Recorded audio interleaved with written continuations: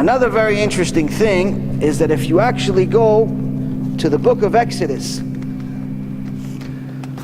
when we were at Mount Sinai, the very famous event that unless someone's an atheist, everyone agrees that the Jewish people got the Torah at Mount Sinai. But we have something very interesting.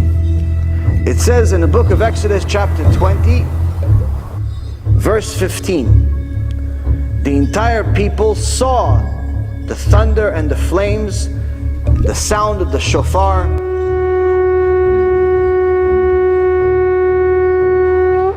and the smoking mountain. The people saw and trembled and stood from afar.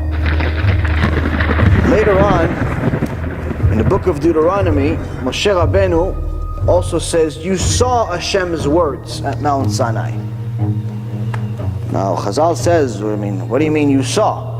We heard his words. We heard the sounds. But like we said in the beginning of the Lashah, there's no such thing as a mistake in the Torah. It's divine. So Chazal actually says, the sages say, no, they actually saw the sounds. When Hashem spoke, there was writings on the sky. When the shofar was blown, the sound made an image in the sky. So there was some scientists that wanted to see if it's possible to see sound. One was a scientist by the name of Yaakov Guggenheim, an engineer, where he connected different machines to his voice, and he started trying to make his voice make this machine draw what he's saying. So if he says apple, he wants the machine to draw an apple, or draw a word that says apple. A similar research was done by another scientist named Chaim Ben Arav Chai Elbaz. He's a physicist. So both of them had these machines, different strategies, but the same purpose. So what do you do when you try to make sounds? If you say ow, what is the machine going to draw? So you have to go to the simplest possible thing. Where do you go? To the alphabet. A, B, C, D. When they said A, babkis, nothing came out. They said B, nothing. C, D, E, nothing. Said, oh, you know what? Let's try a different language. Tried different languages, nothing. Baruch Hashem, one of them was a religious Jew. He said, oh, I also know Hebrew. So he tried Hebrew. And both of them discovered the same thing. The only language that the machine draws is Hebrew. When he said the letter Tet, the machine drew an image of Tet, exactly as we know it from the Torah. When he said Ayin, he drew an Ayin. Pei. See, exact. This is not like a coincidence. These pictures are a little bit bigger. When they said A, nothing came out. Looks more like an E than an A. B looked like just random. C, D, nothing. Nothing looks like anything. But if you look at the Ayin, it looks like an Ayin. Lamed, you see a Lamed. Bet, you see a Bet. Zayin, you see a Zayin. Every letter in the Hebrew alphabet, you see the machine drawing it. From what? From sound. So apparently, Chazal wasn't kidding when they said that according to the Torah we saw Hashem's words, there is a way to see sound.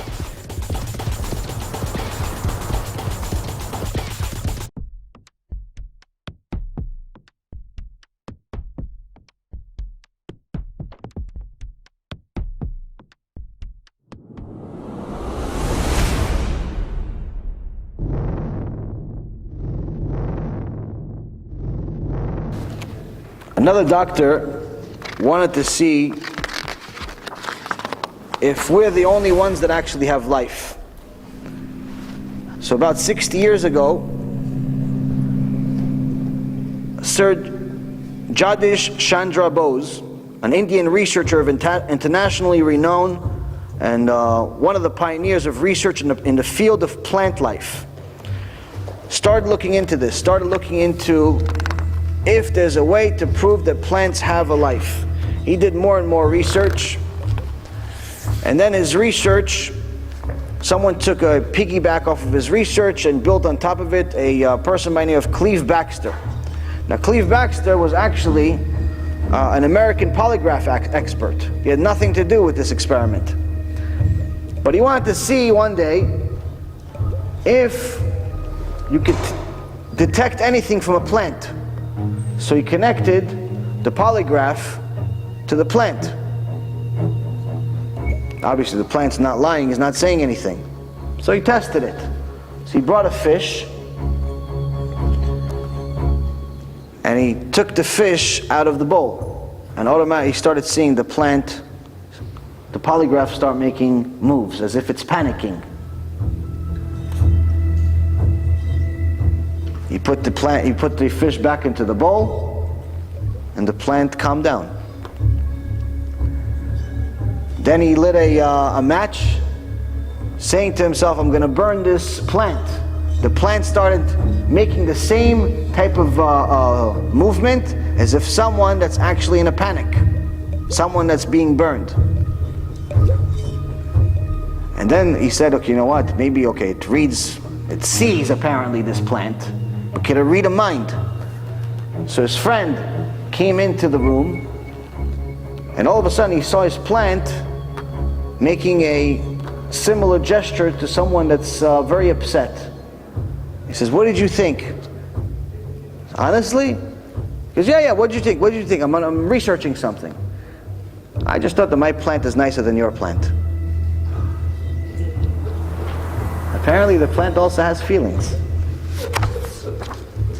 Chazal said this already in the Torah. It says that when a tree falls, you could hear, when a tree is cut, you could hear the screams of the tree from one end of the earth to the other end of the earth. They weren't talking figuratively, they were talking serious.